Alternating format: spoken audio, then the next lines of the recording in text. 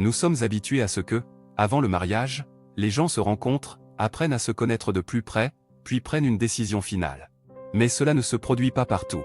Les traditions des tribus africaines ne coïncident souvent pas complètement avec les nôtres, et peuvent même surprendre beaucoup. Et en particulier, la tribu des Peuls, vivant en Afrique de l'Ouest, se démarque. Beaucoup de choses y sont renversées, y compris les rituels de mariage.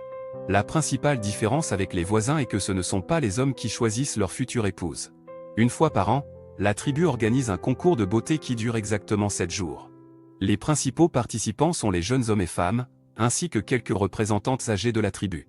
Les jeunes gens essaient de se donner une apparence attrayante, car leur destin en dépend, car s'ils n'ont pas de chance, la jeune mariée pourrait ne pas leur être destinée. Les hommes décorent leur tête de mèches de laine de mouton, se couvrent de bijoux, et font des dessins totémiques sur leur corps.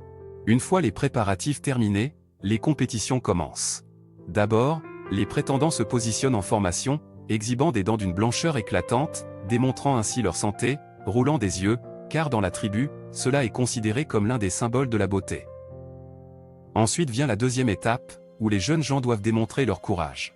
Ils choisissent eux-mêmes la personne qui va leur fouetter le dos, véritablement, de toute sa force. L'essentiel est que pendant cette exécution, le prétendant ne doit pas montrer qu'il a mal et encore moins crier. Les jeunes femmes observent avec intérêt le comportement des jeunes gens. Comme vous l'avez deviné, dans cette tribu, ce sont elles qui choisissent leur futur mari, et non l'inverse. Si le jeune homme est beau, surmonte courageusement toutes les épreuves, alors la jeune fille devient sa fiancée, et il se marie plus tard.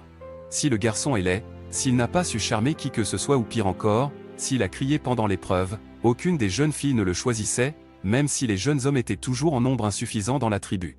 Il était considéré comme inapte au mariage et le pire était encore à venir pour lui. Une représentante âgée de la tribu aurait pu le choisir et ses chances de ne pas se marier étaient minces. Il risquait l'exclusion de la tribu, ce qui signifiait une mort certaine.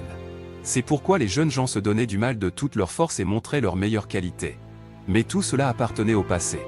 De nos jours, une telle tradition est plutôt une exception qu'une norme.